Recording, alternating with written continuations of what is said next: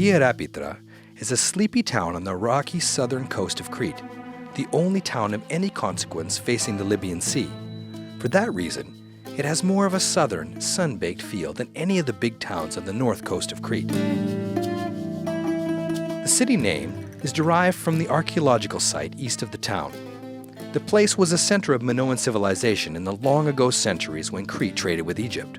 In later centuries, when Crete came under Venetian control, the city got its Venetian castle, just like many other centers of Crete.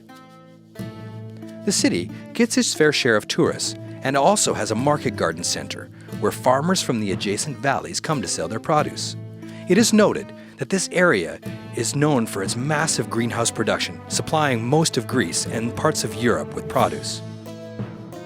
For a better beach, a half an hour's drive or bus ride away, you get to myCrete.tv, one of Crete's best kept secrets.